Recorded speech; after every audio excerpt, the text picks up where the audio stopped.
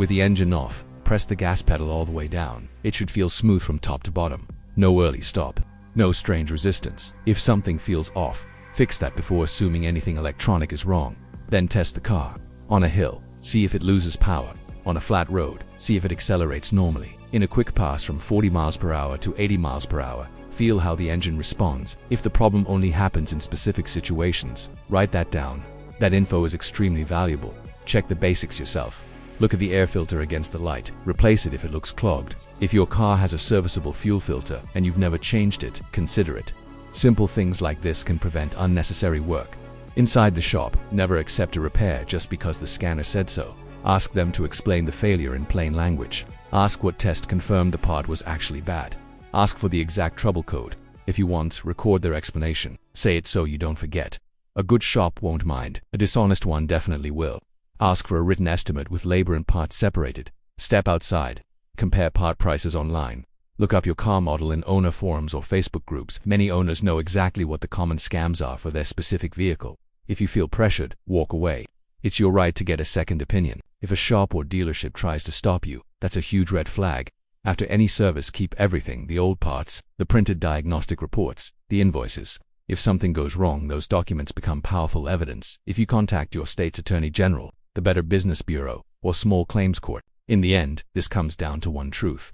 A $0 problem became a $1,000 bill. A floor mat turned into a so-called critical fuel injection failure, and it happens every day in shops and dealerships across America. But now you know the trick. And next week, I'm exposing an even bigger one. The dealership 10,000-mile service scam, the one that looks mandatory but often includes hundreds of dollars in unnecessary work.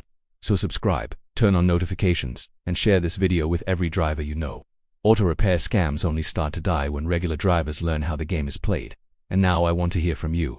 Have you ever paid for a repair that didn't fix the problem? Have you ever felt like a shop took advantage of you? Comment your story below. I'll read every one of them. A customer with a late model Honda Civic complained that the car didn't respond when accelerating. The dealership diagnosed a failing electronic throttle body. They recommended replacing it for nearly $900. They added a computer reflash for $200, a fuel system cleaning for around $250, an intake service for another $200, plus a diagnostic fee of $150. The total estimate was almost $1,900. What was the real cause?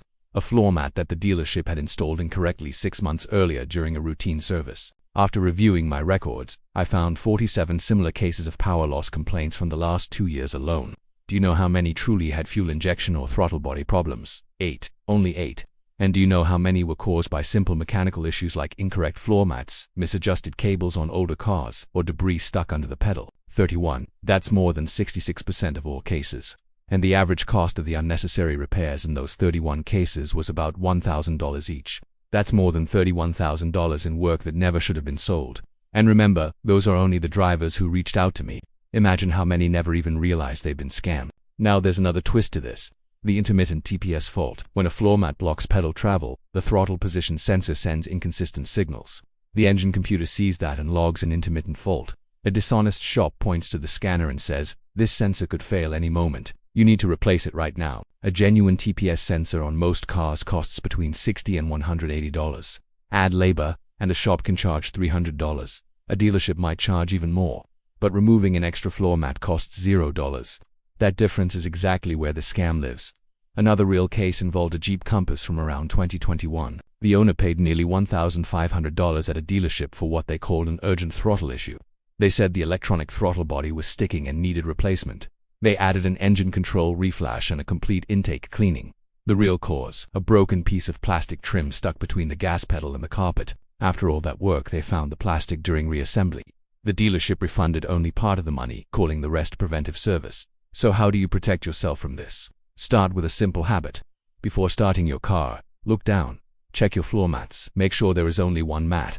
Make sure the mat is clipped into the factory anchors. Make sure nothing can slide under the pedal. To stop everything, the floor mat under your feet could be stealing up to 40% of your engine power. And across the United States, this simple mistake has become one of the easiest ways for some auto shops to turn a $0 problem into repair. Bills worth more than $1,000. My name is not important. What matters is that, for the past 4 years, I have investigated more than 200 auto repair scams in both independent shops and dealerships. And what I'm about to show you is one of the most common, most profitable, and most invisible tricks used against drivers in this country. Let's start with a real case.